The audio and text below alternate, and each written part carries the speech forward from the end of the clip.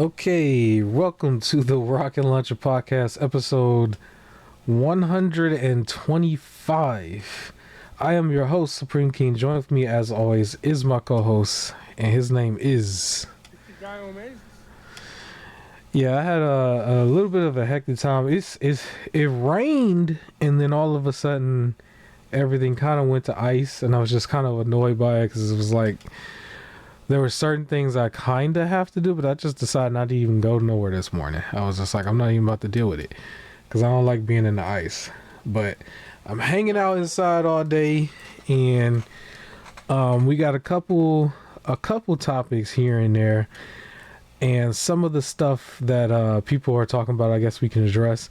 But I want to start off and give a shout out to a little known game known as the Power Rangers. Power Rangers Rita's Rewind, which is on the screen right now.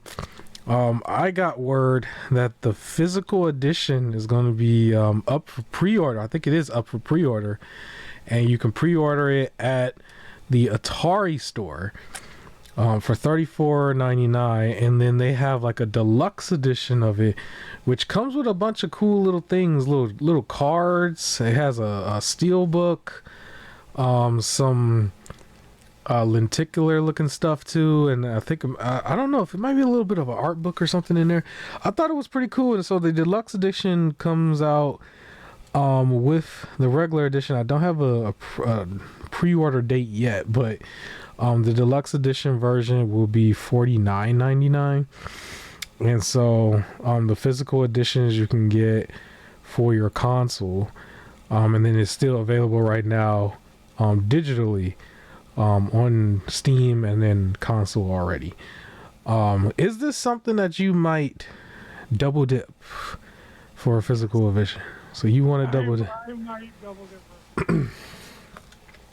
dip. Still a very quick game. It was what, 2.5 hours? Quick movie of a game. Yeah.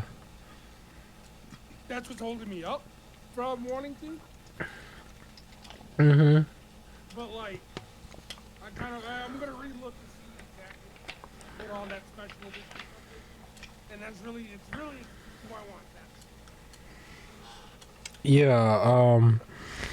I don't really know yet. I'm not really gonna worry about it too much because we played it. I would go back and kind of play, certain boards here and there maybe. I still have the original footage from I think when we played. I don't think I've cut up anything yet, but I'll start cutting it up and putting it on the podcast as we go.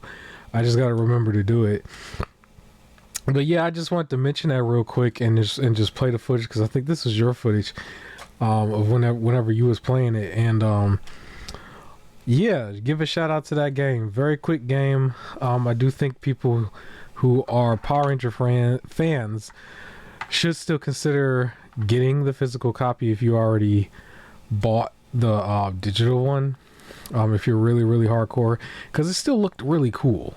It looked really cool, and there's so much stuff going on with Power Rangers, some good and some bad. So tell us more about one of your topics has something else to do with Power Rangers, right? We might as well throw it in here with this.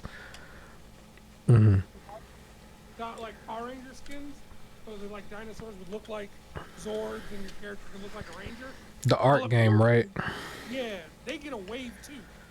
So there's a second wave of it coming where they're gonna add the Dragon Zord, the White Tiger Zord, and Titanus. And your character can look like Alpha 5, Rita Repulsa, the Green or White Ranger, Lord Zed, or a Putty. Okay, and I think also we know like the Power Rangers is supposed to get, or the franchise is supposed to get another movie reboot at some point. Yeah, Paramount was like, we got it, and took over now. Which hopefully they do good by it. There's one fan cast that people are going crazy for, like so much that this person might get it. This is one. She actually does martial arts and stuff like that. Like I follow her on Instagram. Okay. I can't remember her name. But she like does a lot of videos where she's using like a bow staff. And like looks scary, like strong, like she looked like she could hurt some people. But apparently she was on Cobra Kai, that show. for like a couple episodes, and everybody's like pushing for her to be the Pink Ranger. Okay. Raina. Yeah, Raina. I'm not even gonna try. What's his last name? Valendigum. Her Okay. name is Raina though. She's a 13-time world champion in Taekwondo and a 4th-degree black belt. Oh, so this person's legit then. Yeah, and they want like a lot of people like as soon as they heard there was gonna be another movie, they're like, let her be the Pink Ranger or whatever like Ranger. Like if you do, people are assuming they're rebooting Mighty Morphin. Paramount hasn't said anything. They might be doing their own thing, but regardless, she's been like the #1. Most fan casts come from that show Cobra Kai. Like whenever there's a karate scene, they're like, that's this person from Cobra Kai, and this person from Cobra Kai, but she's been the heavy. And so there was like a big thing with like Power Rangers and Hasbro, I guess most of last year. Yeah, Hasbro gave it all up. Yeah. But then now we were also hearing that there's another franchise or another I guess distributor out there putting out more figures at some point. And I know there's like the Super 7 series that's out there at some point. Or out there right now probably. I actually felt like for myself, like the stuff that I wanted to collect was pretty much done. But Playmate Toys is the one, and they also doing Mighty Morphin again. I just want to see other seasons. yeah, well, we just got to see what happens with it. But with all said and done, you know, Power Rangers is still alive and well to a lot of people, and I just wanted to give it a Speaking quick. of real quick about that whole like do some other seasons. Like I sometimes forget how old I am and how old Power Rangers is. But there's so many kids now, but not even kids. Like there's some of them are like young adults who like, yeah, I remember my first season of Power Rangers SPD, or my first season was Power Rangers like RPM, or even some of them was like Samurai, like Nickelodeon took over, and it's like yet they still only keep dropping Mighty Morphin, and it's like some of them went back to go check out Mighty Morphin, and if they could push through the 90s like, you know, corniness, then like they, you know, they're like, I can appreciate where it came from. Some of them can't, and they're just like, yeah, I know what I know, and it's just like it gets no love. Like, so I really just hopefully Playmates or whoever is gonna like start doing some of the newer stuff, just for, you know, those who recognize it. Like you can't keep just relying on 30+ year. Yeah, I guess they feel like it had such a reach at some point that was just what they wanted to just keep going with it. Like that's their go-to. Well, like imagine if like they start catering a little bit to maybe like 20-year-olds or early 20s. So then it's like the ones who are fans blow it up on like Twitch, like all your social media people who are just like, yeah, I remember this like blah blah blah from a couple of years ago. I'm still into it, and they're showing that stuff, and then the new kids who follow them get to like, you know, learn about Power Rangers and do all this other stuff. But when some of them are just like, yeah, my earliest season is like RPM, and then everything just keeps doing original Saban era, and they're like, yeah, I don't know about that part. They're not going to talk about it. So it's like you can get a little bit more reach if you start catering to some of the younger crowd a little bit. I just feel like they need to take one brand new season and then treat it like it's not for little kids and just have a little bit more grit to it, really, and not rinse and repeat after the season, because it take a long time for people to really find out about something to begin with. Yeah. But when they find out about it, yeah, they just have to keep the same cast, and not really, and to keep the same stories like progressing instead of just rinse and repeat. And then they'll have a franchise on them, because pretty much like any franchise, I've seen a lot of franchises that like people go on Netflix to watch or something like that. Like it takes word of mouth and stuff to get out there to get a show going. But by the time people start to catch on, like the show itself will be like on season 4 or 5 or something like that. And then people just, catch up over time. They binge watch a whole bunch of stuff and then they just catch up. But, like if you're just rinsing and repeating and starting over, it's like, well, you're never going to really gain a following that just sticks, So, at least with the masses. But hopefully somebody will figure it out. Somebody just has to like have a real storyline that they want to really flesh out and then just like go from there.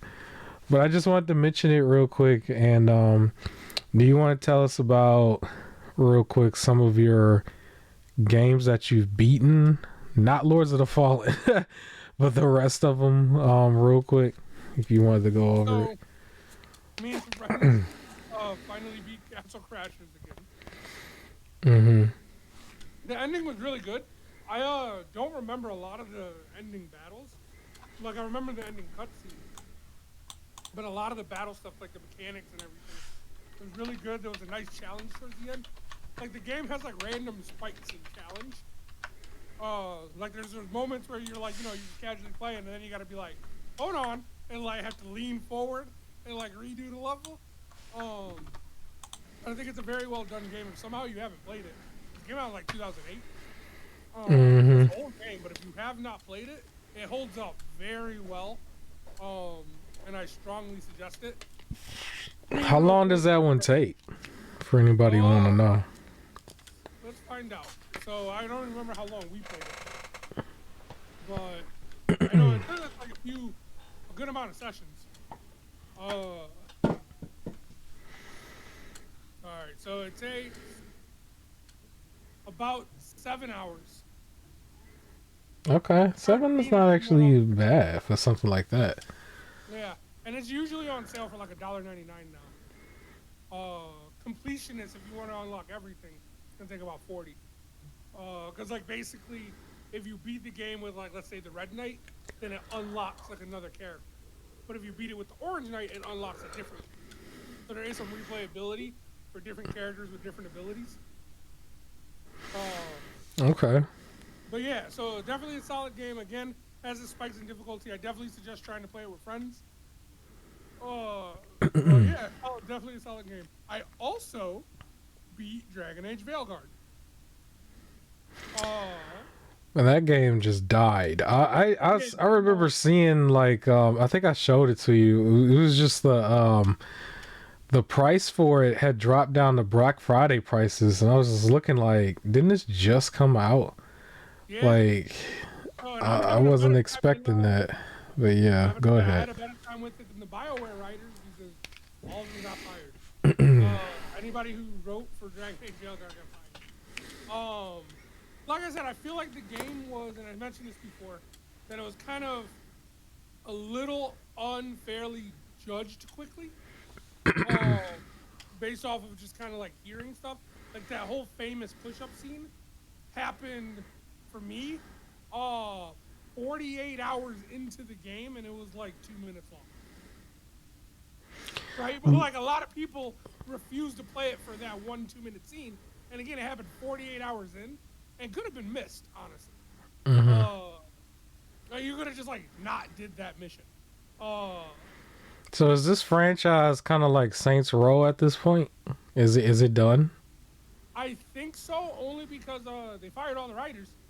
That was the reason why. Like the game ended with a relative cliffhanger to a degree. Like it ends, but then they try to do sequel baiting stuff. Cliffhanger is the wrong word. It ends with a sequel bait. But I don't know if that's gonna happen. So we'll have to see. Because I will say, in terms of gameplay, like gameplay, it is fun. It is a fun game, gameplay, combat, and things like that. It definitely has its complaints, and even more so if you're a Dragon Age fan. But I think if you're just looking for a $30 to $40 RPG, like just an RPG game, then I think it's fine. It's fine. It's good. I don't feel like I wasted my time. Well, from what I saw, that bad boy is 25 now. Somebody can get a nice little deal. So I think it's, as long as you're not like a major, which I realized too, the lore is gonna disappoint somebody. So, Dragon Age lore is as deep as like Star Wars. Like there was one character in the game as like a villain, and it's a side villain, like somebody you could have easily missed. But when you play it out, people were complaining about the way it played out because this villain got like a heavy backstory in one of the like books that goes with the game or a comic book that goes with the game, so they felt like she wasn't done justice. Okay. So like this is one of those like people are gonna be like, no, according to lore type of games. So it's not gonna please everybody. And then, there's other issues with it. But I do think it did get unfairly like pre-bashed. I do feel that way. It does have its couple of cringy moments, but like not enough that it ruins the game. But I beat it. It was good. Like I like the gameplay. I like the boss fights. That might be one where someone, even if they didn't want to just take it right now, I think the Black Friday. I mean, it's so crazy to say Black Friday because Black Friday is such a long ways from now, almost a year, almost a year away. But it already hit those price points at like 25, 26. So, if people still wanted to wait it, they might be able to see it for a little bit less around that time. But let me talk about one fight really quick. Mm-hmm. So, we had to fight this like demon dragon, and then when it gets down to half health, all of a sudden a second demon dragon shows up. So now I gotta fight two demon dragons, one shooting fire, one shooting ice, and it's like crazy because I'm just like running around trying to dodge, blah blah blah. There's a small cutscene where some people come out to help, and they have a giant like spear, and they shoot down one of the dragons, but then the dragon just kind of gets back up, and I'm fighting both. So now I'm just struggling through this fight because it's just like every time I want to attack one, the other dragon's attacking. And I'm just like, how am I supposed to do this? This is crazy. And I get the ice dragon down to about half health, and I take away a fourth of the health from the fire dragon. And that's when I notice a little icon in the corner with a giant spear. And I'm like, what is that? And I open up my like menu where you can control your other characters and tell them to attack and stuff. And it turns out there is a new button where I can like summon the spear. I hit the spear and it just incapacitates one of the dragons, taking down a chunk of its health, and then it frees me up to attack the other dragon. Or to attack the one that's down to try and kill it. And I'm just like, has this been here the whole time? So I was like making this fight harder for me. You're supposed to incapacitate a dragon and take it out. And I'm over here just fighting two fully healthy dragons. So that's on me for not reading the screen correctly, but yeah, that happened. Yeah, as far as me, I don't have anything beaten just yet. I'm kind of in the beginning of Black Ops 6, which is really just the campaign. It's fine. I think they tried to humor it up a little bit so far from what I've been playing, but it's pretty okay. The gameplay is what you expect as Call of Duty, so I can't really complain there. I do think it looks really phenomenal as far as like its visuals and everything. But that game, that one and Indiana Jones, I will probably have beaten it within the next like 15, 16 days. And then I want to play the Ninja Gaiden Black 2, but I'm probably going to end up like playing the first one real quick on on Series X. I have it through backwards compatibility, and then jump to that one. I had the original too, but I want to jump to this one. Funny enough, the original game of Ninja Gaiden 2 was only 5.7 gigs, and this remaster remake thing is like 85. But the game is like the same size. Like if you play it, it's going to be like 8 hours. It still has its difficulty and its action and stuff, but it's an 8-hour game. So I do plan to play that one very soon because that game is like really hot right now, and I have access to it through Game Pass. But technically my main games at the moment is Indiana Jones and Black Ops 6, which is fine from what I've been playing so far. But I haven't beaten them yet. I technically beat Lords of the Fallen, so we'll talk about it later. But that's where I am as far as the games beaten. It's just that's my current games. But I've been currently playing Hogwarts a lot more. And I think the next game I plan on playing before I get into the franchise thing that we had talked about before. I think I still want to finish up Uncharted 4. I think that's going to be my next one. All right. I got some PlayStation footage on the or not PlayStation. Spider-Man technically. Spider-Man Miles Morales probably very early on in the beginning of the game is on the screen, but Spider-Man 2 just released on PC. It's not too many complaints on that from what I've been hearing, but I mean, it's a single player game, so it doesn't have that big of a player base right now. But it did just go on PC. A few different things that we've learned from the PlayStation news. So apparently the PS4 games will no longer be on PS Plus's like monthly games as of January 2026. Yeah. So we got just around a year before they just discontinue it. I feel like that's early, but what do you think? Is that early? One, I think it's early. Two, what I'm questioning now is, are they going to still give away PS4 games, but it's only going to be on PS5? Or do they think they have enough of a library that they can give just PS5 games?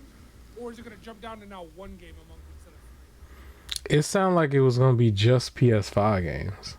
Like it's not PS4 at all. They're going to stop with the PS4 games. Okay. So, PS5 versions of games and PS5 games, basically. Okay. Do they have enough of a library to sustain doing 2 a month? Maybe that's what they think they do. Maybe they do. I mean, it just ain't gonna always be the biggest games. It's gonna be a lot of little stuff too, I guess. But it sounds like they do. Yeah. So. Not a great interesting, but interesting. Like they're just like, we're gonna stop giving away games on PS4 to force you to try and get the next system, which would be stupid. But I can see that. But I don't feel like they have a big enough library. But we'll see. Now I haven't turned on my PS5 in the past like 3-4 probably a week actually. But apparently the PlayStation 30th edition theme should be gone as of yesterday, but they promised that it will return at some point. They say eventually, and they did not make any promises of new themes. Yeah, but yes, that was stupid. It was like the one thing that had like, it was the last thing they've ever done that had a 100% approval rate. Like everyone loves this thing, and then they're just like, we're gonna bring it back. Don't worry. And it's like, why do you have to take it away to begin with? Like, just leave it. I know they're gonna bring it back and make you pay for it. They're gonna be like, you get one free, and if you want to switch up, you gotta buy one, probably. But it's just stupid. Like, just leave the PlayStation theme. Like, that was the coolest thing for the startup. I loved it, and now it's just like, I won't update my PS5. Like, he keeps asking me, do I want to update? I'm like, no.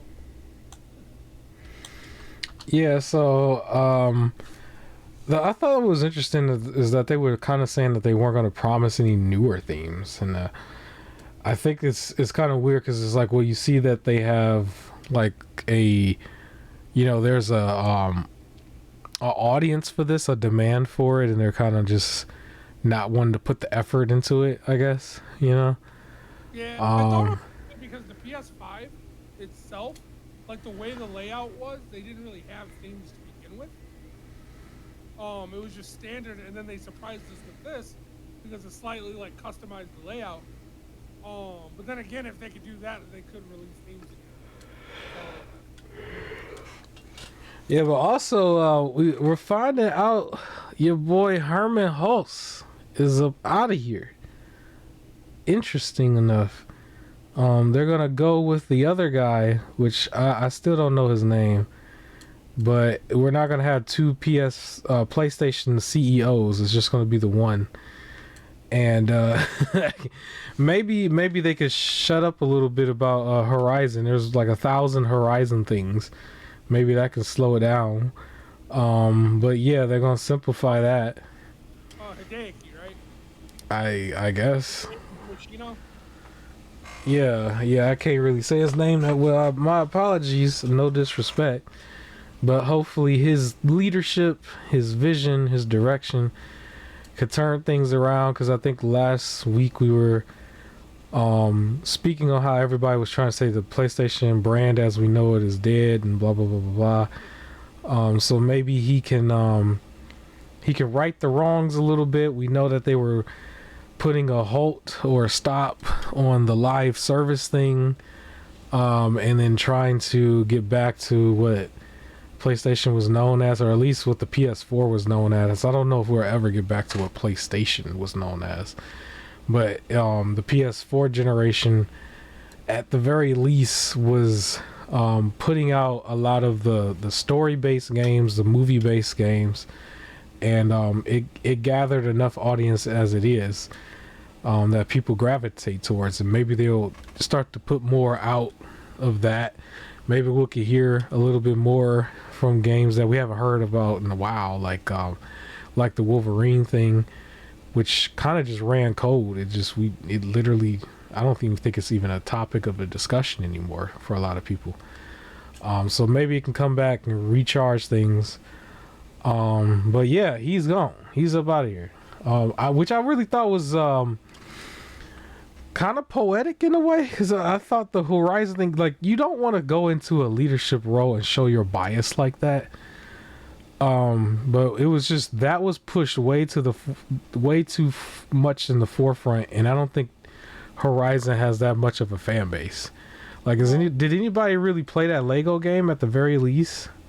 Like, I hadn't even really heard anybody, like, it kind of just came, and that was it. And they've got like 5 or 6 things going on, and people are not really buzzing about it, because I think it's supposed to have like a movie too, right, or a something. And the audience is not on it like that, so we could probably move away from that, which is a good thing. I think in one, go ahead. A lot of people were saying, like, you know, the game dropped, and then already in November it was like on sale for $30. The Lego one, right? Yeah, the Lego one. I haven't even seen the physical version of it. I have to like find it, but I haven't really, like, I don't even know what it looks like. I usually I will watch a video online of an unboxing of a video of a game when as soon as it comes out, just to see what it looks like on the inside. Do it have like a reverse cover art, that type of thing? And I like totally forgot to do that for the Horizon one. I didn't even look, which is kind of crazy for me.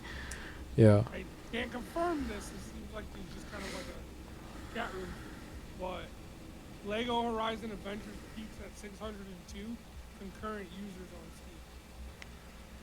on Steam. Well, I mean, it is still. Ain't it a single player game, or can you play with a second person? Do we know? You can play with second person. I think every Lego game is kind of. I don't know if it's online though. Well, real quick, because we just mentioned that. I usually keep this for like the other parts, but there's a game that's getting ready to go offline soon. MultiVersus. They're gonna have their season 5, which apparently is their final season, and that will be at May 30th, and then afterwards it's gonna be a offline game going forward. Yep, which is stupid. So I thought that was crazy, because it was like, you know, that's a that was supposed to be like another one of those Smash clones, right? And that one had a little bit more buzz compared to the that Nickelodeon one, I think, because they did 2 versions of that and then just kind of let it go. And then the fact that like the Nickelodeon one didn't have like voices and it was sluggish and boring, but like the issue with this one, it was popping, it was buzzing, everybody liked it, and then they took it away from you, and then brought it randomly back, and everybody's like, I don't care anymore. So it's like, you brought it back, the people who wanted to get into it didn't care, and then the people who were into it and paid money to get stuff, you took it away from them. So now they moved on to other stuff. So it's like while it was hot, you took it away and you tried to pull a Taco Bell where you take something away and then randomly drop it again and think it's gonna build up buzz because it's now new. Nope. Like people stop playing. So you did this to yourself. They randomly said it was a beta. Like out of nowhere. It was never called a beta in the very beginning. It was like shown off like it was a real release, and then it was just like, oh no, it's actually a beta. And it'll return later. It just like took it away. And then it kind of came back, but didn't really improve. They just kind of had like a couple extra characters, and that was it. That was the other issue. If it was like a whole overhaul or something, that might have been different. But you randomly just brought it back in a year with like nothing different. So, Yeah, I didn't understand that, but yeah, they did that, and now they're killing it off just like so many other things that we've seen in the past couple of years, where it doesn't even last the full generation. I think this might be the one game though that got taken away within the generation and then brought back just to get taken away again technically. But I guess you can enjoy the game on your own and play you think bot. you're still gonna have like, I was gonna say online play with like you invite a friend versus just being matchmaking? I mean, they use the term offline, so I don't think so. I think it really is offline. Well, it might be couch co-op. Maybe you might have something like that. Because that's considered offline, right? Yeah. But offline is offline. That's what that sounds like to me. So I think it's done. I think it's just you just play by yourself. You turn the difficulty up and just play against the computer. There you go. You play against the AI. Everything has AI now anyway. So that's what they did. Yeah. Oh, but to answer your earlier question, yes, Horizon Lego has online co-op and for now. you gotta say for now for a lot of these games. But yeah.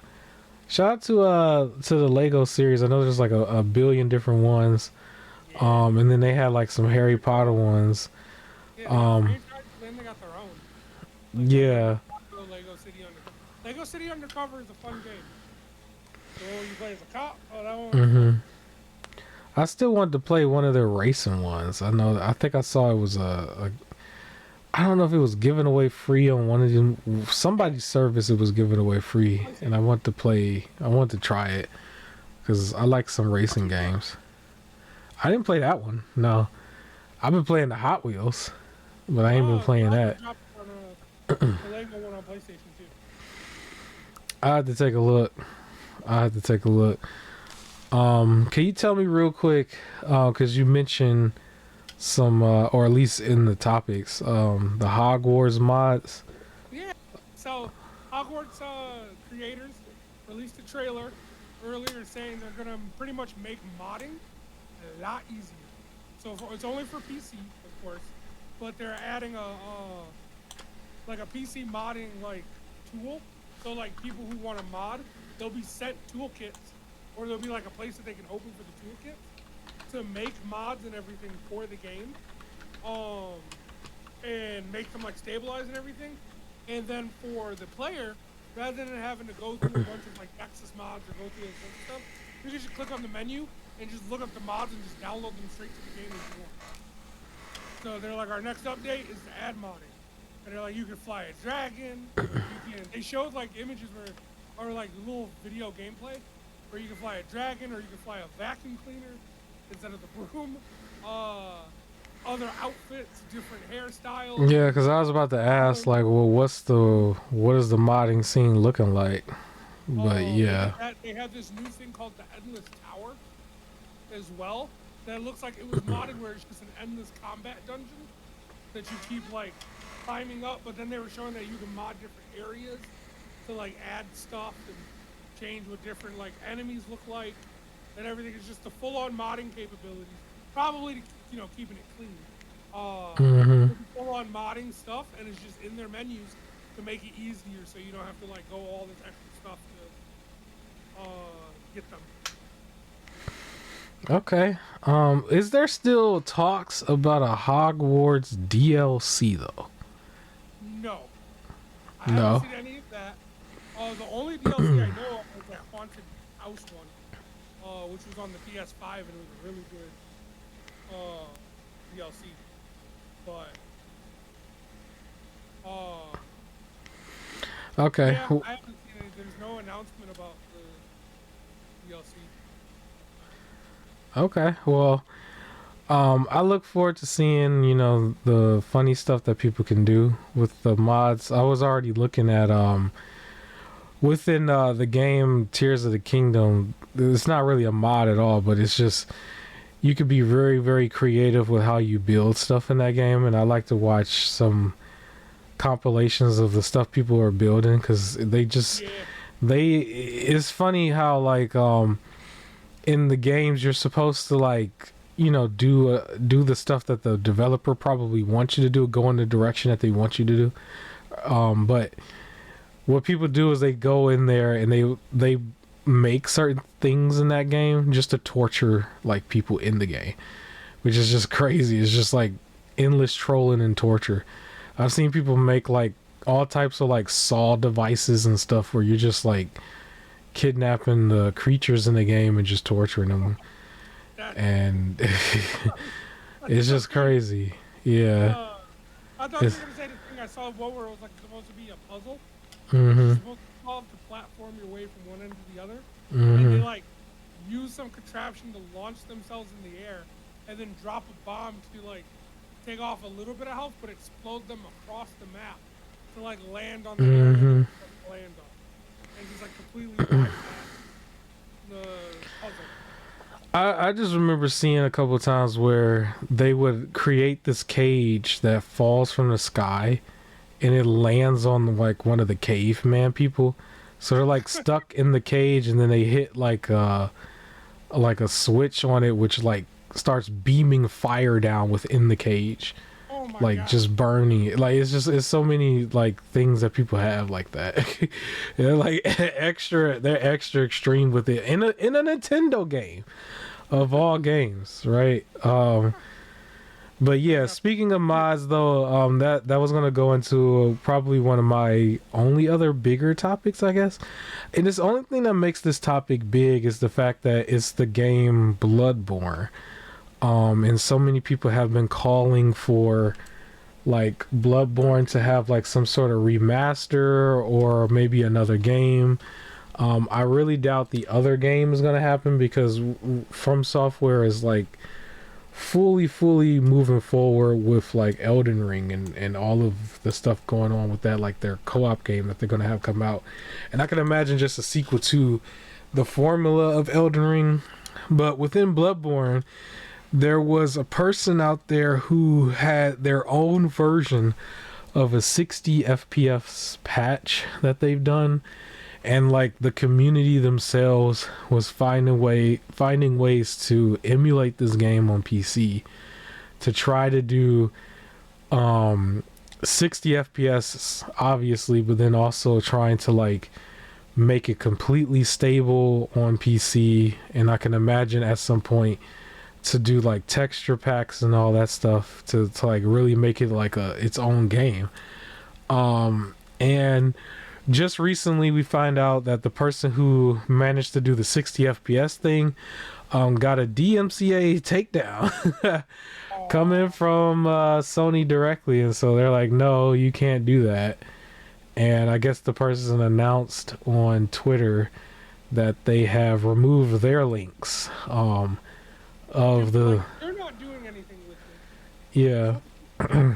Like, it's less Yeah. what you gotta do, but keeps your name alive. It's just interesting how like the community in general, because there's been plenty of games like this where they can come together and fix something or do something very quickly, but the so-called like people with their glowing resumes and all this skill, they just can't do it, or there's for some reason the suit and tie people just say, no, we're not focusing on that, we're focusing on our microtransaction thing over here. and pay attention to this.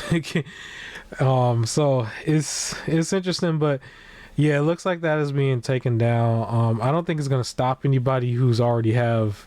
If you already have this stuff, downloaded, you're probably fine.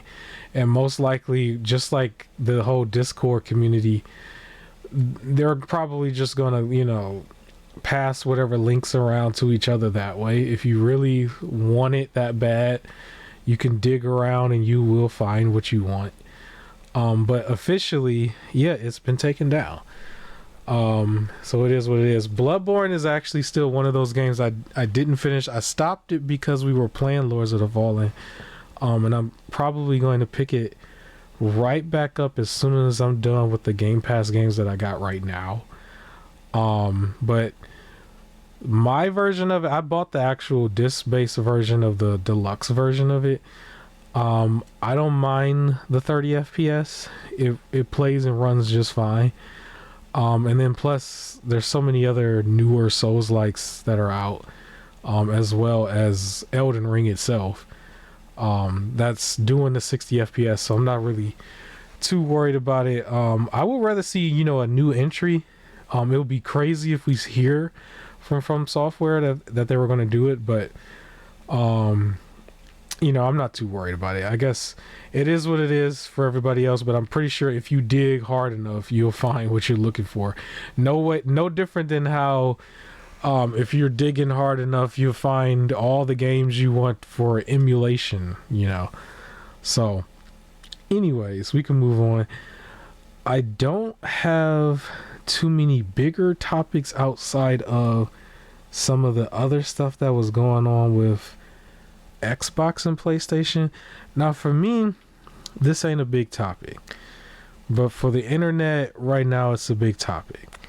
So I'll address it right now. Forza Horizon 5 coming to PS5. How do you feel about that? Does that seem big to you? Does it seem like we break the walls down like Chris Jericho? What are we doing? I think it's not great for. Okay. What's the reason? PlayStation already has an exclusive racing game, and you're putting a better racing game. Don't we have Gran Turismo? I guess. I mean, that one kind of died on arrival too, though. And it was because of the microtransactions and stuff. But now, rather than try to make it better or make it at least competent, right? There's no need, because everybody's like, well, why would I do that when the better one? So while I think this is also bad on Xbox, in terms of Xbox, is just gonna give more money because people are gonna buy that racing game. Yeah, I mean, any Xbox super diehard person, maybe you're having a heart attack, but that person is probably on Game Pass too. And if you're a diehard Xbox person, you're on Game Pass. I think you probably shouldn't even really be, worried about it that much, because you get your games first, and you get it heavily discounted, right? And everybody else is getting the game 2-3 years later at full price, So I don't know if you really should be worried about it that much. Plus, on Game Pass in itself, there's so much stuff there, it's crazy. I almost want to just not even let it lapse. But Forza being one of the original big three, it kind of makes it seem like, okay, maybe the rumors about the Master Chief Collection going to PlayStation might really be a thing. The thing about it though, what Xbox is, where they're at right now, we're really anticipating them to release that one console that's supposed to be a hybrid anyway, which is supposed to bring Steam onto the console side. So if they do it, I mean, or at least the PC on the console side, and then when you go under PC, you'll be able to, access the Steam launcher, Epic launcher, and a couple other ones. And so when you do that anyway, you're going to end up playing PlayStation games on that thing. So at this point, it's just well, Pandora's box is open. right? It's just open. So it would have been much more of a culture shock maybe 2-3 years ago, but right now it's just like whatever, you know. Yeah, I They're guess the I'm still ones. disappointed in terms of also studios, where they're always like finding a reason to shut studios down. So as a developer, I'd be upset if my main competition, who it was a competition which I didn't have to worry about it, because it's like, well, they can't even play it on this system, right? And it's just, even if you were in the effort of making a better Gran Turismo game, or a better just like racing game, and now it's like the competitor who has already been recommended as like one of the top ones, boom, is now on your console. If you do release the racing game, and either it's not as good, it's very much the same, or no one buys it because they're like, we already got one. You're just gonna get shut down. Like there's more of a reason to get shut down, because now it's, we don't need a studio doing a racing game. We can get their racing game. Yeah, I'm really into the racing games right now. I would like to just keep making more. But yeah, I think it's going to be a weird space for a lot of people. It's funny because anybody that's like in the Fortnite Marvel Rivals, I don't want to say age group, but if you're in that type of demographic, like I don't think you really have too much of like a brand loyalty anyway. So it's not even affecting anybody. It's usually the people who've been here for like the 360 days or older, who's probably just like, what is going on? But if you're an adult anyway, you should just be enjoying more games, really. You just have more options, to play them in different areas. But honestly, I'm just excited to play more games and stuff. Forza I already had access to through Game Pass like anybody else.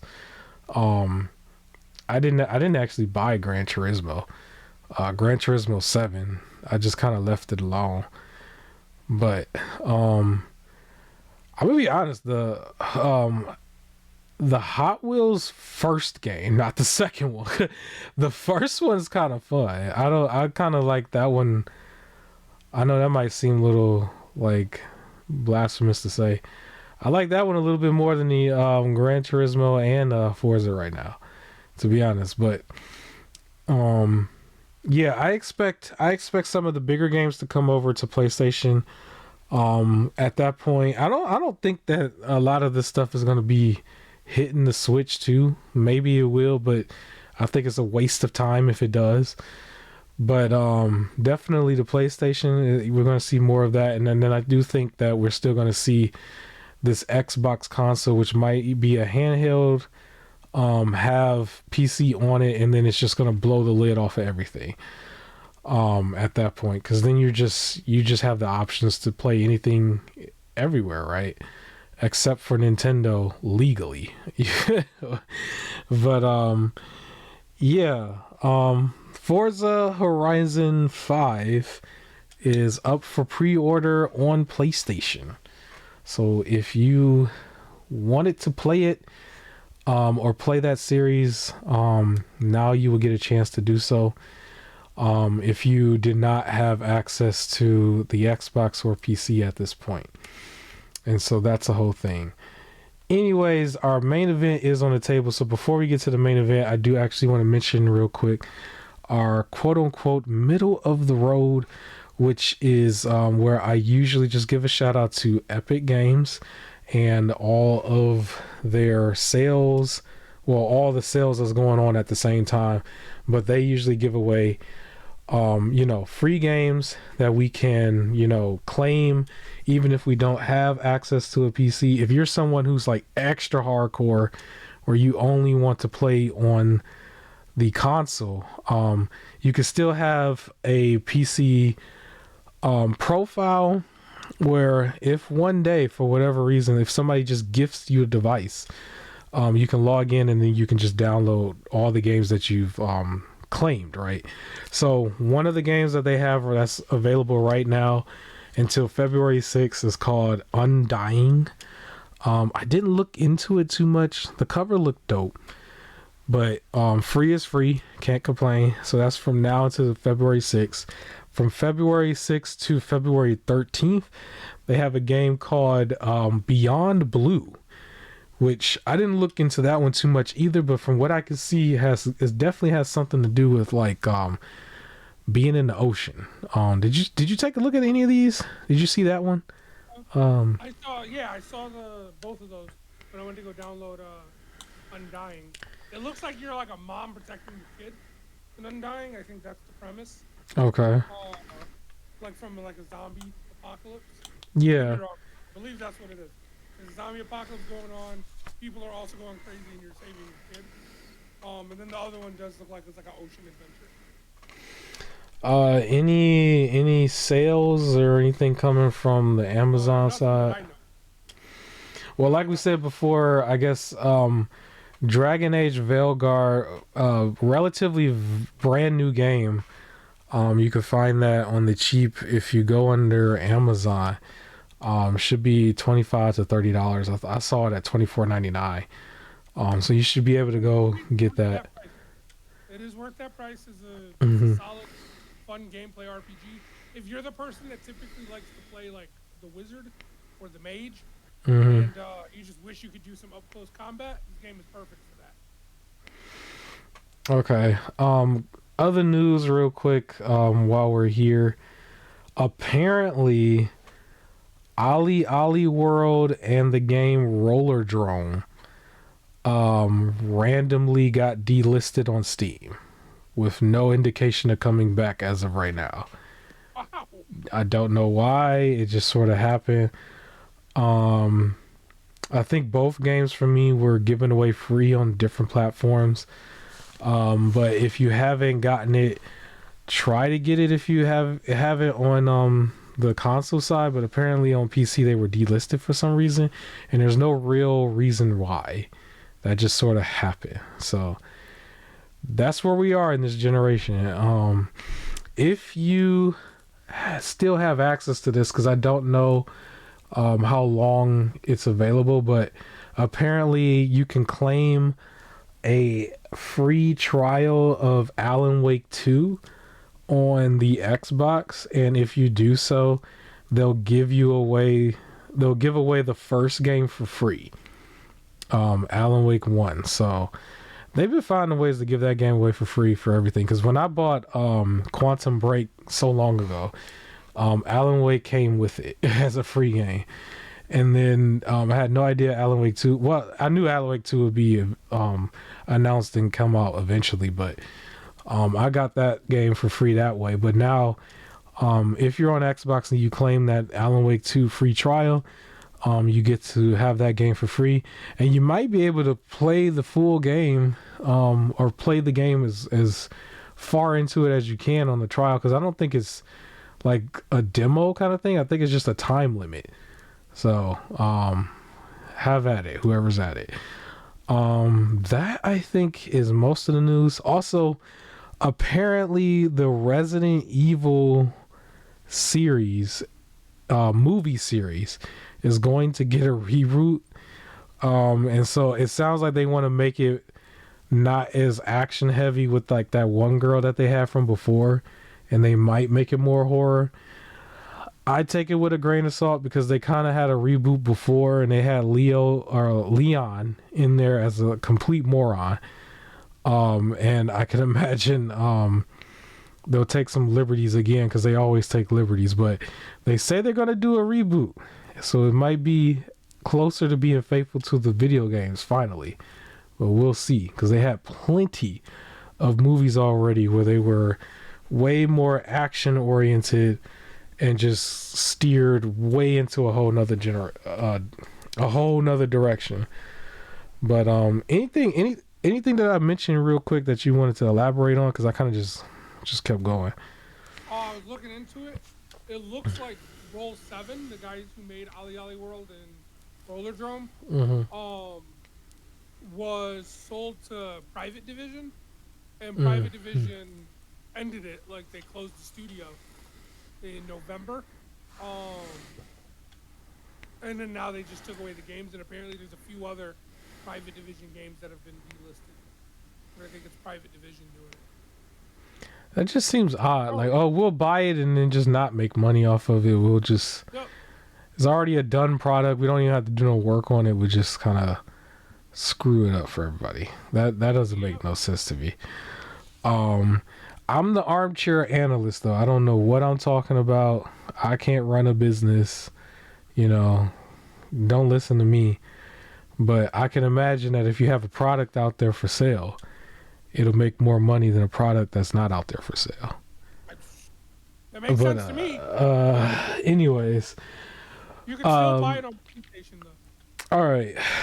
I will give you the floor for about 5 minutes, however long you want to go ahead, and we'll talk about this for a second. Lords of the Fallen. We have this on the screen. We've had this game footage, play here and there for a while, and we will play it once a week on co-op. We play a bunch of games once a week on co-op, but this is like one of the latest games that we've played where we've just officially finished it last week, and I guess we can kind of give some impressions, reviews, maybe more reviews than impressions, and overall whatever we want to say about it. There will be more footage of this in the future because I still have a lot of files, but if you just want to speak on it real quick, what do you got to say about Lords of the Fallen, man? My review is that this game is not good. I hated it. So it's your Souls-like game, right? And admittedly I'm not the biggest Souls-like player. And I played through Remnant. I played a little bit of Neo. And some of the older games that can now be considered Souls-like. But I'm not the biggest fan of just like crazy challenge, good luck type of stuff. Like I like to chill, relax, and enjoy my time. And I don't want to struggle as much as I struggle in real life. So there's that, admittedly.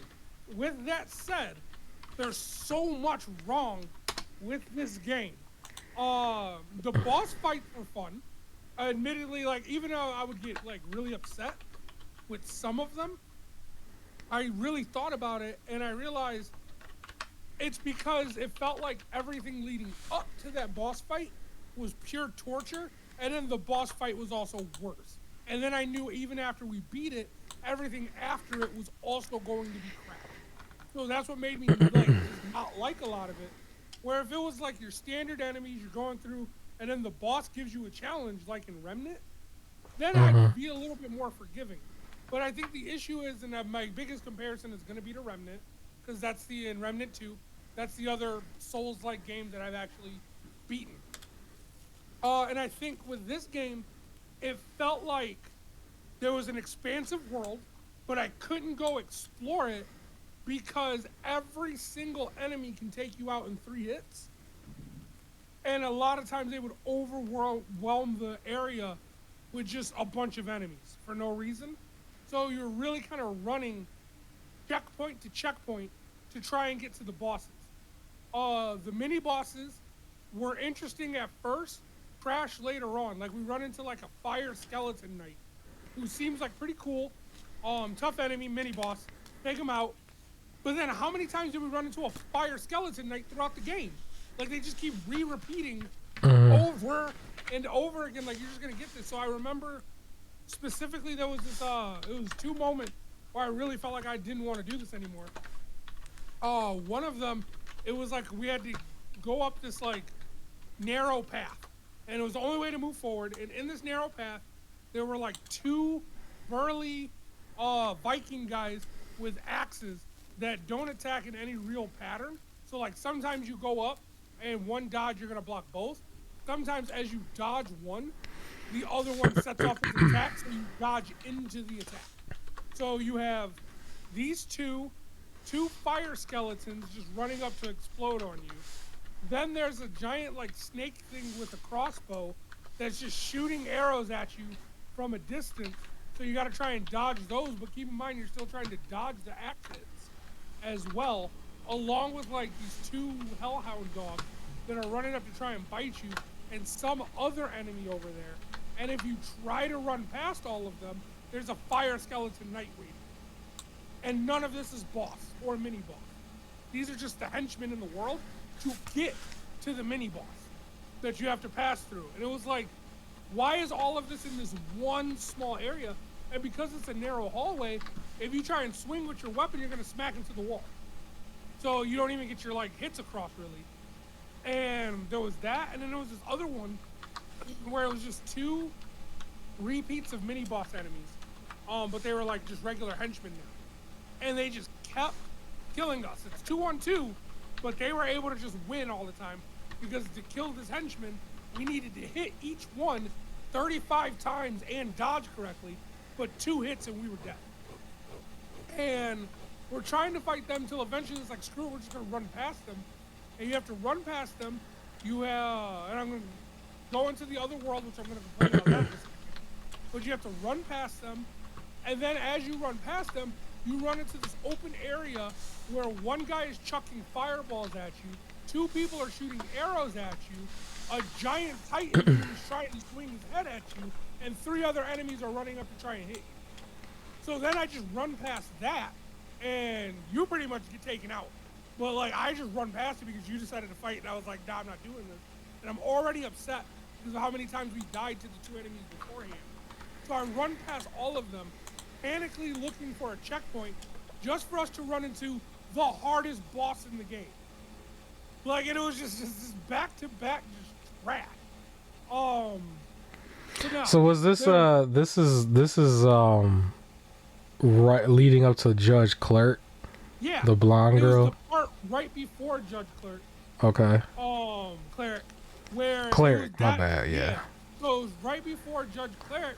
There was those 2 enemies that like, one of them had the giant knives and the other one was like something with poison, I think. And they just kept hitting us and taking it where we were trying to go up the stairs. And it was like either run and like even running past them. That's right. It was one of them had 2 knives and one of them can hit up close, but also had a long range weapon. So even if you roll past them and you keep running, the long range guy is still gonna hit you before you make it to the end. But it's like trying to get through them, can't beat them just to have a field of enemies just to run into Judge Cleric. And it was like, this is all crap. And because of how difficult the world was, you never feel like, okay, let me just go get stronger by going to fight other enemies and getting more of the vigor for like soul stuff and everything, because 1, they give out a small amount. You really only get enough for beating bosses. 2, as the main player, if I die, I lose all of mine on the spot. So I like that, and then I have to go try and find it again. But if I keep dying in that area, that's it. So there's that. They had the whole Umbriel world thing, right? Where we switch to there's like 2 worlds. It's the regular world and the Umbriel world. The issue with that too is like, you use it to solve some patterns, but in the like, because we're playing co-op, I can revive you, but you cannot revive me. That's how that goes. However, if because we were in your world, right? Yep. That's just for anybody to know. However, if I die in my world, I get revived in the Umbriel world, and then if I die again, I'm out. So I get an extra life on my own, but I can't revive you, but you can't revive me. And I also have to spend my healing things, if need be, to also revive you, which will also give me less, but you can't spend any of yours to help me out. So there's that. Also, in the co-op, a lot of the drops and item drops you don't get. You don't progress in the story with me. Yeah, so I didn't get any really big power-ups, which I didn't expect at first. I wasn't too much worried about it, but it did dawn on me somewhere in the middle that if I was to power up the Radiant or the Inferno. Yep. That it probably wouldn't have mattered within your world. Maybe I could take it back to my world, because whenever I was in my world waiting to like link on, it didn't take anything from me. So maybe I could go forward with an advantage, but we were just playing it co-op, and so I was at a disadvantage in your world, I guess, from what I could see. But it was was that, Yeah. and then I actually just saw a whole thing that also said somebody was putting their points into Radiant and Strength for that build, and Mm-hmm. about 15 to 16 hours, or no, a good chunk of the way in, they said they've only run into like 4 weapons that require Radiance, and everything else was like built for Inferno and stuff like that. So they wasted their points because they can't build the build that they want to. So there's that. Now, also with what was I gonna say? With this, yeah. So you're not advancing the whole Umbriel world thing, which again is I'm okay with that concept, except when you have to switch to the Umbriel world to advance because of the puzzle. Because then now I just lose a life, Mm-hmm. right? Because you can't revive me, and now that we're in the Umbriel world, if I die, I die.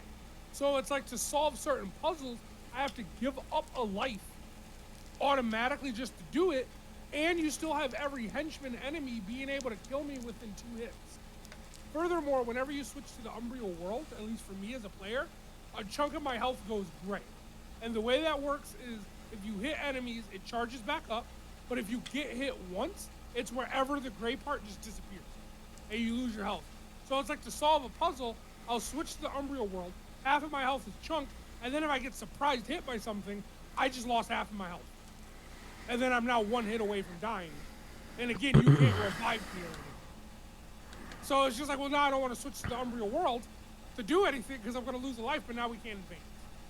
So that was another issue I had. Again, I felt like for hitting and stuff like that, it shouldn't take that long to beat the little henchmen guys. Like, I can't go explore this world because I'm just going to die over and over and over again. And it shouldn't have to be like the way you fight bosses was the way you had to fight the henchmen. I don't like that. Like for a random enemy, it's dodge, dodge, dodge, dodge, dodge, dodge, one swing, dodge, dodge, like over. Like I don't want to do that for every single enemy in the game. Furthermore, trying to like when they decide to like throw a lot of enemies at you, then dodge, dodge, dodge doesn't work because as they don't attack like a boss does, like in a pattern where you can like analyze the boss pattern. This one is just a computer fighting when they fight. So as you hit dodge, like one will go to swing, and when you go to hit the dodge button is when the other one starts it. So you can't dodge the second hit. You're already in the animation of dodging the first hit. So then the second one hits you, stuns you, and then the first one hits you again, and you're just gonna take the hit and die. And that's it. Like there's nothing you can do because you were stuck in the dodge animation trying to dodge the first hit. Like, so there's that as well. Again, boss fights would have been a little bit more interesting if everything leading up to them weren't crap. But then also with some of the boss fights, we would run into certain glitches. There was an early one, and I might have complained about it already on the channel, but there was this, the Hollowed Knight, which was this grass guy, where I was starting to learn the pattern, and I was actually feeling the game. Like, I liked it at this point. Against the Hollow Knight, I was like, okay, this is a fun boss fight. Figuring out the pattern. Now, you were complaining a lot because it kept cheating you, right? And I wasn't getting these cheats right away. So for me, it was an okay boss fight. But like, you were like, you know, there's no way that hit me, or it just stuttered and things like that. But then I remember there was the boss fight where he does this move where he jumps and lunges at you. And he lunged at me, and I dodged to the side. So I was nowhere near the hit. And then my character just falls, and a chunk of my health goes down. And it was like, you didn't hit me. And it was because it registered a hit for no reason. So then it started doing that to me, or he would do the sweep attack on the ground, and I'll dodge it, and then just fall. And it's just like, I dodged the attack. Like, what are you doing? So this kept happening, where we're actively also getting updates as we're playing, because they're still trying to fix the game. And then that leads into the Judge Cleric fight, where this thing was killer. I'm already pissed at this game. Everything leading up to Judge Cleric has been crap. And then this is the hardest boss in the game, and we're not getting the pattern down. Like, I couldn't figure it out. But it also just kind of felt like cheating as well. I felt like I'm not doing enough damage. I felt like I couldn't just go back and get stronger because, you know, everything else in the world is going to kill me too. So there's no going back. And plus, like I said, the area right before it is nothing but torture. So there's nowhere to go. It's just, I'm just stuck here now. we're playing through it, and then the following like week they release a patch.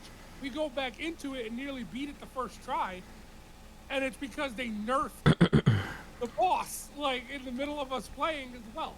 So that was wild. I felt like the game went on too long. What should have been the final, like gameplay wise, Judge Cleric should have been the final boss. Storyline wise, I feel like the dragon guy should have been the final boss. And then there was still like 3 more bosses after. And it was just like I can't even go and enjoy the lore of the game because I can't look around. I'm running checkpoint to checkpoint. So I don't get to enjoy the lore because I gotta run. I feel like all of this game was run away and then go fight the boss. I've never felt more powerless in a game. It was run away until you can get to a boss fight and then figure it out. And again, some of the bosses, like the one that was on screen, I thought this was a fun concept, especially because every other boss was so like heavy combat, and then this one was just like picking your moments. I thought this was a cool boss fight, but it was just in a game surrounded by just bad. All right. I think the Judge Clerk thing, I was enjoying it for most of it. It kind of disappointed me when we did get the nerf because I felt like it was beatable. It was just one of those things where at one point I believe she had her range move where I guess it would force you to have like you have to get out of the range of her radiant arrow thing.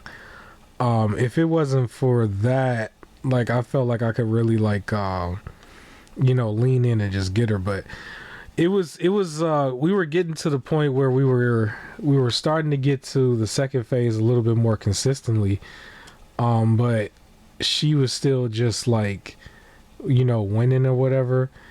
But at one point, like I wasn't playing like a regular Souls player for most of the game until it got to her, and I was like, oh, you know what, I need to pull out this sword and shield. And when I just had the sword and shield, I started to parry her a lot. And their parrying in this game is not the same as like a regular Souls game, because I think this particular game I think they want to make it harder to an extent on purpose, but they could not get like their how do I say it? They didn't balance it the way that they wanted. And so we would get like a lot of updates here and there while playing the game. And I guess the Judge Clerk part was heavily unbalanced to them, or maybe their community was saying that. I do think they're very much aware of what their community is saying, because they're constantly going back and forth every other week with some of their updates on it. But we were in the middle of fighting her, and then that's when they nerfed her a little bit. And then I kind of felt like the fight was kind of taken away from me, but we did spend about 2 weeks on it. But it was like, I'm sorry, I walked in that last one so ready. Like I was like, all right, we're gonna actually beat it this time. Let's go. And like I felt like I had a strategy ready now. We read up on some stuff. We're like, let's go. We got this. And then it was nerfed, and I was actually surprised we didn't beat it that first try, or we still ended up dying at the end. But it was like that. Like we go through it and we easily got this phase 2, and then it was like a little bit else left when I just missed a dodge incorrectly and died. And I was just like, in my head, I was just like, I don't feel accomplished anymore. Like I went from hating this to like hating it for a different reason. I think overall though, they needed to just really work on their balancing issues that they had, and I think there was something that they were like actively trying to address, but just didn't have it ready when it was needed to be ready, which would have been that launch, right? Because we're now like I guess 2 years or close to 2 years out, and the game is still getting like little patches here and there, which I believe seems to be at least every month. And it probably shouldn't be like that at this point, because I know a lot of other people will probably move on to bigger heavy hitters like Lies of P, for example. That's one that I'm looking forward to. And then obviously Elden Ring DLC came out at some point, so the audience probably just pivot and left and went and did all the other games. And then they're kind of just working on it and working on it and working on it. I don't know what their sales was for this. I don't know what their overall player base is for, but when we hear about so many other games, like even today, we've mentioned games delisting and games losing like their online services and stuff and going offline. This particular studio and game head, they are very much dedicated to it. They're not just leaving it out in the wild and throwing it away. They are trying to get it where they think it's going to be perfect, I guess, which is probably a struggle for them because not everybody can be From Software. From Software does a really good job at balancing out their game, but I'm gonna be honest, just like I know it might seem like blasphemous to say, but Bloodborne, the reason Bloodborne gets the hype that it gets is because it is easier. I can say that, and the main reason is because from the very beginning, when you first get into the game, you can have up to 20 heals, where in your traditional Souls game you usually have 4 and that's it. And so like I think that's why a lot of people, and then it's balanced a lot more, so it's not really that hard at all. You just have to understand, patience and be a really good defensive fighter, and that's all the Souls games is, just patience and being a defensive fighter. And then you also, like I said, I get that, and I know sometimes I feel like I'm just hating on certain things. Like I said, I get to being the defensive fighter, but it's like, why does even the little, like, we call them the putties, but those little skeletons that do take like 3 hits to take out, why do I have to be a defensive fighter and get them too? Right? Like, I felt like I was a defensive fighter against everything. So when you have like 6 enemies in one area and I'm just spending the whole time like waiting for an opportunity to hit, and I can't take any of them out because the moment I try to swing at one, another one's just gonna hit me. It just felt like I said, I felt weak the entirety of the game. I felt weak. And I also don't necessarily like games where it's like you'll have a good time if you follow this exact specific build, and if you don't follow this, then everything's gonna be tough. And that's what I felt like this game was as well. There's a difference between having optimal build and there's like, you have to follow the build. And I felt like this game, like when we heard one review you sent me where 2 people were talking about why they liked the game, one of the key things they said for the co-op is one of them built like a very sorted shield build, while the other person built a ranged like build, so they were able to go through the game easily. But it was because they both had to pick their optimal like companion build, where it's like, I can't just play it the way I want to play it and you play it the way you want to play it, and we might have a slightly harder time. Right? Yeah. Like, I had to respec everything because I wanted to use all the powers, and it was like, nope, let's give up. That's why I couldn't do the healing anymore, because it was like, with the amount of souls that I have, let me just give up the radiant, because I'm not really getting radiant stuff, and just focus on some of this other stuff. And I had to take those down as well, because it was just like, we're not going to get through this game otherwise. And it's like, that's annoying. Yeah, I do think to an extent we were playing the game a little bit wrong from what I was seeing, because we didn't have nowhere near a build that I saw like so many other people had, and then we didn't do none of the tricks that I saw people were doing, like when you can, if you were by a ledge or something where you could snatch somebody's soul out, I was seeing people snatch their soul out over a cliff, and then their bodies would just like follow the soul, and then they just fall right off the cliff. Like, it was like kind of like the get over here kind of thing. I've seen people doing a whole lot of that and doing it in like trick shot kind of ways, and we didn't do none of that the entire time. And like, I think part of the gimmick for one of those bosses that we avoided early on which was more of a mini boss that just had the ability. It was a knight that had the ability to heal himself and project out a radiant knight. And the whole idea was to just shine a lamp on the little baby thing, and then he loses that ability, and he can never actually recharge, and we can just keep like cutting it down. So two things also on that. For one, to me, I also felt like that mechanic wasn't intuitive, right? Like it was a weird, just like, oh yeah, you're just what you're supposed to do. Nothing really hinted at that. Two, what did I say? Yeah, it's like for one, I didn't feel like it's intuitive. And then two, we didn't really get a chance to explore those mechanics because it was just like the moment you try to look at something, you're just gonna die.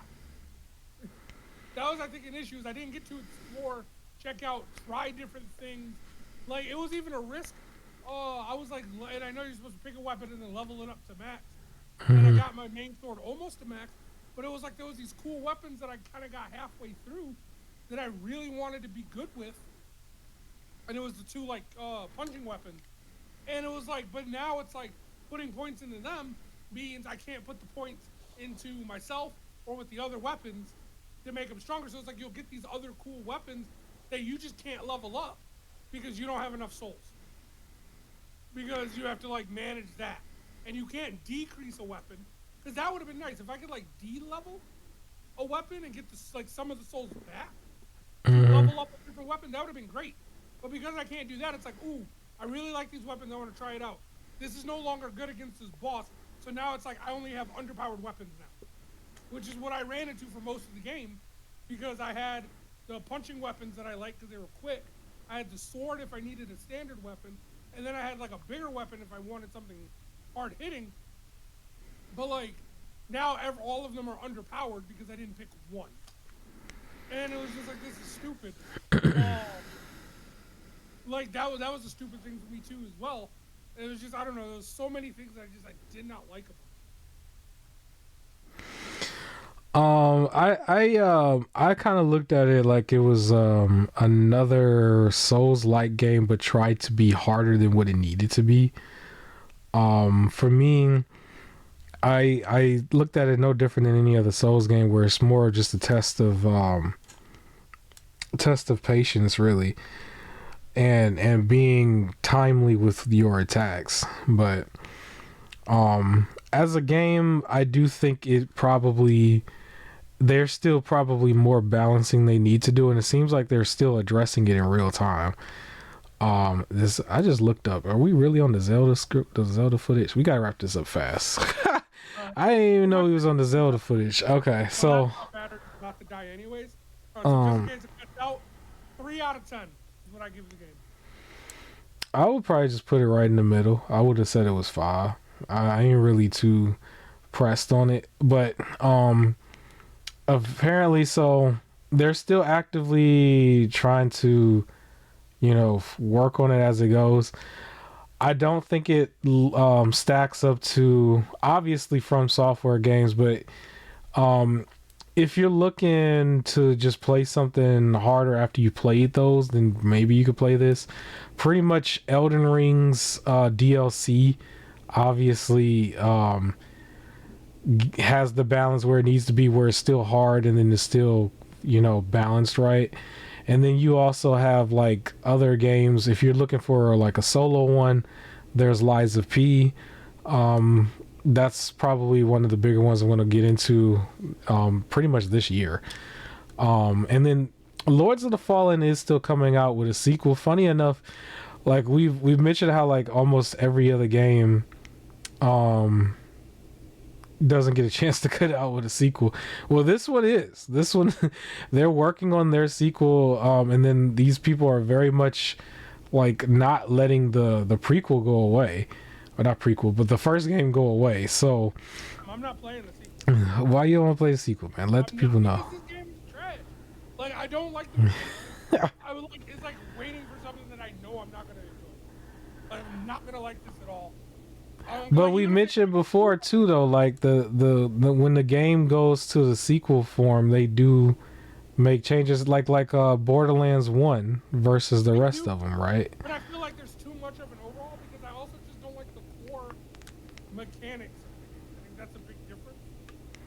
Like, it would basically have to lose its Souls identity and become an action adventure game for me to like it. So I'm not gonna. But I mean, you could argue Remnant from Remnant 1 to Remnant 2. They kind of did that too, though. He did. It was Remnant 2 was way too. Because I kind of feel like that's what's probably gonna happen from Lords 1 to Lords 2. If that gets announced and it becomes more action adventure, maybe I'll try it out. Like, but if it stays under, like, if it's really just this with different types of bosses, nah, I'm good. I don't think we're gonna hear from it from a really long time anyway. And this generation is literally Souls generation, so I'm not even really like there's gonna be probably so many different other ones. There already is so many different other ones, like in the middle. So anybody could just play anything else. Like I said, I want to play Liza P. I'm literally playing Bloodborne right now. I don't count Black Myth Wukong. I think that was a little bit more action based, kind of like what you said. I don't count that one, but well, it has a Souls like kind of abilities, but just like between Liza P and and Black Myth and some of these other ones, like there's options out there for anybody who's trying to get into this this category. And then there's like I guess the Elden Ring's co-op thing that they're gonna do. I forgot what the due date is on that, but it sounds like that was coming out this year. But as a game, so Lords of the Fallen, I didn't think it was too bad. I do think, from my experience in it, it seemed like I was a little bit more handicapped because I was playing player 2. So I knew early on I wasn't gonna get the builds that I wanted. But I didn't really get a chance to really figure out what build I want to begin with. I was just kind of leveling up, evenly. But once I figured it out, I was like, okay, we're going straight into strength and endurance. And I went back to just the basics and started to rely on parrying. And that's when my offense got a lot better. But about that time, we was already at the end of the game anyway. I think for our situation too, when you're not playing this type of game for a long time, because we would take a week off sometimes, and then we only play it once a week, and then you jump back in to a harder boss. I think our progression was probably where it would have been naturally anyway, because something like Judge Cleric, for example, if she was the hardest boss in the game, and then you come back into the game after 2 weeks and not touching it, I mean, we were probably going to progress the same kind of way where we did. But from the amount of hours that we put in it, it looked like it was pretty much in line with what I've seen online and stuff. So I don't think we were too far off from anybody else. It was just a game. It was just a game, and we're past it. We'll play the next couple games, whatever it is. And so I'm not too worried about it. But yeah, right in the middle for me, 5 out of 10. They could have been a little bit better, but I didn't hate it. I just felt like it was just another game that they were just trying to do the Souls thing a little too hard. It sounds like to me from the community, Liza P got it a lot better. So I look forward to trying that one. Funny enough, Wolong Fallen Dynasty, I think is what it's called. It sounds like that one was in the opposite direction. Like they didn't get the co-op correct. Where you could just get in there and just beat the crap out the boss, and the boss was not prepared for 2-on-1s. So I kind of want to see that just for the laughs. But we're at an hour and a half, and I think this footage, I'm going to beat this puzzle in any second, and then that's it. So we can wrap this up. Like, comment, share, subscribe. Thank you for whoever was listening. I would say still give the game a chance. You should always try new games. Souls games are literally this generation, so even if this one was considered like a bad one, to the community, like there's so many you can try. It doesn't make no sense. Like there will be another one announced probably next month at this rate. So any last words? Anything else? Nah, stay warm. Like, comment, share, subscribe. Like I said, I will catch you on the next one. Peace.